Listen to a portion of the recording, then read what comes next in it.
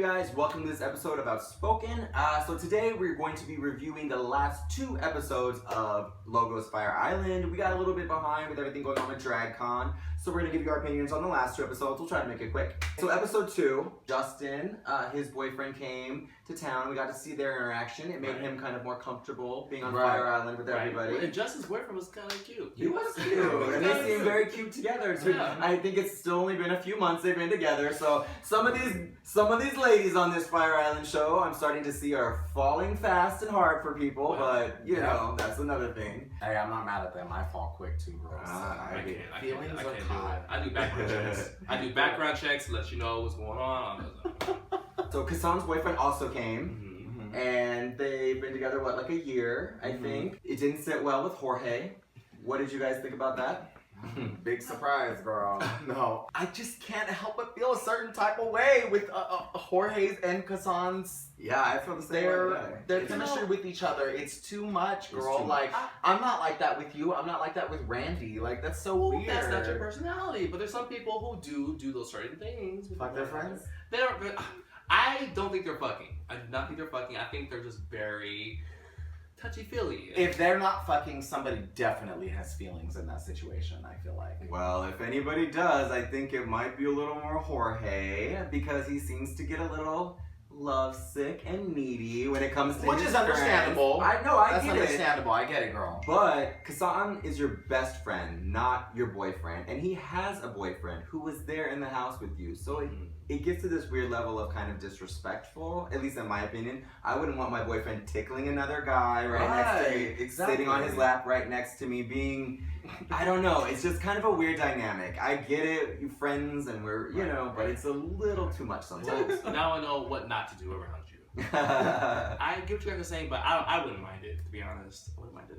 That's because you, wow. I know. What's upon a time? Well, see, if you had a boyfriend, and he had a friend that he was that close with, another good-looking, buff, sexy guy, they're always in their underwear and tickling and hot tubbing and kissing, you would be 100% comfortable. I never saw them kissing.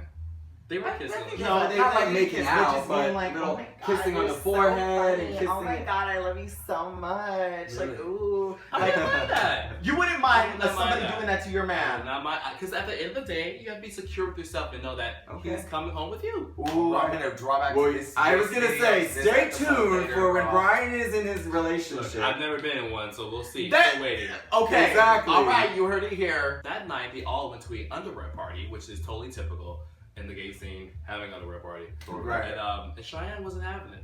He wasn't. He was not in a mood. Girl, she was throwing away her whole card, girl. Well, he revealed to Brandon that he just got a boyfriend. This was kind of news to the audience anyways, that he just all of a sudden got a boyfriend. I don't know. Right. They just decided to make it official. So he was not feeling the underwear party. Do you think that was maybe a little hypocritical of him at all? Why would you say it's hypocritical? I think it's hypocritical because Cheyenne clearly is not shy. He clearly has no problem being naked, being in parties, doing the scene. Like if you look at his just Instagram. because, and just because you're at an underwear party doesn't mean you're going to do something with someone else. So you should have that trust there. I think he was just doing the most to like prove a point, like, oh, I have a boyfriend and I'm being good. So when his boyfriend watches the show, it looks like that. Yeah, I get it. I mean, I feel like, I know that feeling when you get in a relationship, you definitely want to throw your whole card away. You can't be doing all the same shit that you were doing before. But I did feel like there was this underlying tone of judgment that he was doing to the other guys. Like, girl, have several seats. Like, you know good and damn well that if you did not have a boyfriend, you'd be over there popping your pussy next to the next bitch. On a handstand. So, exactly. Well, I will say this, I do feel like Patrick was kind of instigating the situation too. Like, come on, Cheyenne, and then bringing guys over to him. Like, girl, if you see he's not feeling it, leave him the hell alone. See, this is the dynamic with the two of them because Patrick is right in some of his things, but Cheyenne's right in some of his things. And they like to, I feel like, pick at each other in a way or something. I don't know, but they obviously, we'll talk about the next episode too, is kind of more drama with them. It just seems like they're just not able to get along right now or communicate with each other. One of my favorite parts of the show so far was when they all went on the yacht with the old gay couple and they talked about the history of Fire Island and just even growing up gay and coming out, and the history of it. We talk all the time about how younger gays need to have an appreciation and respect for the people that came before us and the people that have paved the way and to have the lives we have. Totally. Because listen, all you young people out there, even for ourselves, we're gonna get old and wrinkly, and you're not gonna be as cute and hot as you were there. So don't be so focused on the aesthetic. It's about what's inside, really, because when that partner who is really hot and stuff gets old, you have to look what's into the inside. All of the guys were very respectful to the couple and were really asking questions and really interested, and it was a really nice moment from the show, and that is something that we've asked Logo to show us a little bit more, some of the moments in the history of our people, and small moments like that. So it was definitely appreciated. They showed up with those two guys. It was good, Logo. Good job. Good job. So Cheyenne and Patrick have a little heated exchange. So what do you guys think about that? Well, it's sort of been boiling over. Like we said, they just don't seem to click. And then Brandon was kind of stirring the pot a little. I mean, I get it. It's out there. It's in the open. We're all going to talk about it. I'd be the same way. I'd be talking about it. Do you think he was wrong for going to Patrick and saying those things? Not entirely, but there is a teeny bit of stirring the pot up a little bit too. I see it on the next episode too. Brandon does it a little bit else with something else. Like, I like him, and he's 21, and I don't fault him, and I do like him, but he has good eyebrows. I like his eyebrows. He does have good eyebrows. He's cute. He's really cute. Yeah. I like a person with good eyebrows. So Patrick just kind of confronted Cheyenne about, you don't really like my friends in the house, and they're good people. You just have to get to know them. And Patrick does have a point. Like, maybe Cheyenne could be a little more open and welcoming. But on the reverse side, Cheyenne has a point too. Like, if you're paying for this house and you have all people all the time, uninvited, I get it. We're all sharing the space, and we have to have a good time. And your friends are welcome. My friends are welcome. But at least communicate that to each other. Yeah, which I totally agree with. If I was in that situation where we're having a big house, we're celebrating things, just having a good vacation. Communicate with me who you're bringing into my space. Communicate with me who you're bringing into my life in a way.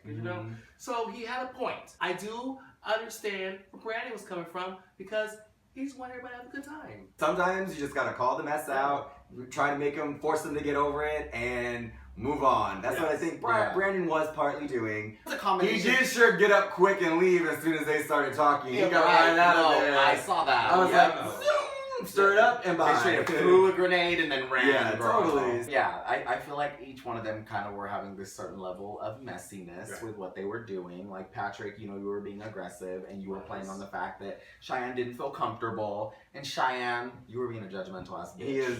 He's coming off as a little judgmental. Right. And a little hypocritical in a few ways. We'll get into that too. So after their fight, Cheyenne stormed off into the night and... he was leaving. He said he's going somewhere else. He's leaving, I'm going, he kind of stormed away into the night and it was done. He's going to go back to WeHo, back to back to Revolver where he belongs. Back to fetch his boyfriend, I guess, because he brings him to the house the next day. Right. Even though that Patrick was kind of provoking Cheyenne a little bit, he had no idea that Cheyenne had gotten a boyfriend. He didn't communicate that with the rest of the house either. That kind of creates a different dynamic too. If Cheyenne doesn't want to open up to these people and let his guard down, then he can't really expect for them to know the full story. Yeah. So Justin had his wonderful, marvelous art show.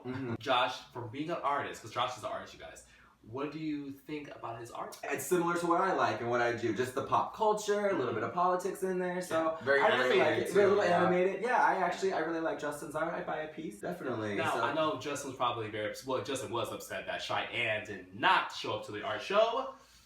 Girl, would you be mad if we didn't show up to your art show? Yeah, y'all would be dead. If it's my first art show and my friends and co-stars, which he's saying didn't come, and I think he actually kind of had a relationship with Cheyenne before this, didn't he? From my understanding, so, I would definitely be bummed, especially again, it goes back to communication. I feel like Justin should have really communicated to Cheyenne that he really will like for him to come to the art show, which he did not do. Maybe he did. Didn't he say he was supposed to come help him set up?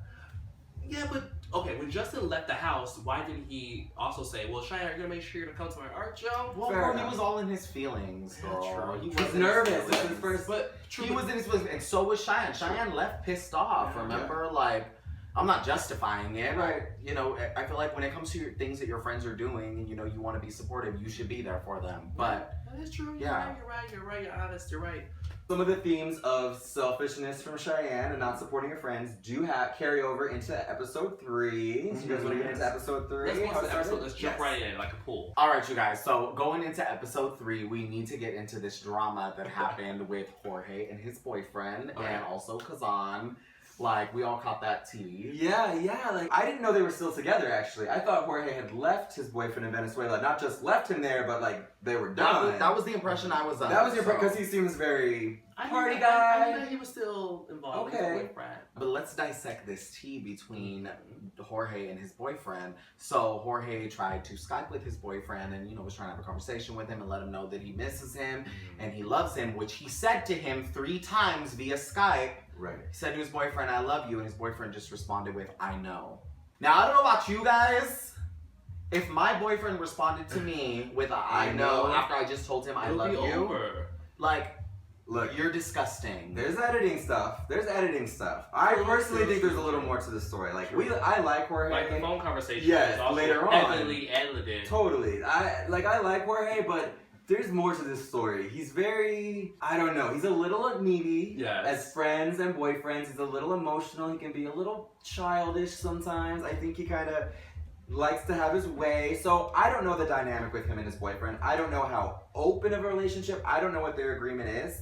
So I can't judge. Yes, the I love you thing is kind of... Yeah, that's what they said. Editing or no editing. I don't know. Like, maybe he did say it and he said it 3 times. I don't know. But that alone, there's something within them that's not quite there all the way. Like, how do you feel about it, dude? You know, I feel like, listen, if that's the type of relationship you accept, then you accept that. Well, fair enough. And exactly. I mean, but when you're doing like what Jorge was doing, like, oh, find me a mistress, all this other stuff, I feel like that's just not fair. Like, I agree. It's not fair to other people, even if that person isn't emotionally invested. Sometimes you have to take the reins and be like, well, you know what? I feel like you are not connected, so let me call this off, and I'm out here at Fire Island, and let me have fun. Right. Because trust me, I'm all about being a hoe when the time comes to be a hoe. There's nothing wrong with that. You cannot be a hoe while you're in a relationship. If you're in a monogamous relationship. I know. That's a piece of purpose. Everybody's got different kinds of relationships these days. Right. But whatever. You know, it is what it is. It is what it is. So, dodgeball on the beach. Now, I'm born and raised here in LA, and back when I used to live in near Long Beach, we used to actually play volleyball on the beach. So this whole scene, this whole setup reminded me of me and my friends playing volleyball on the beach. Just kidding. Me and my friends playing volleyball on the beach. How do you guys think the guys did playing dodgeball?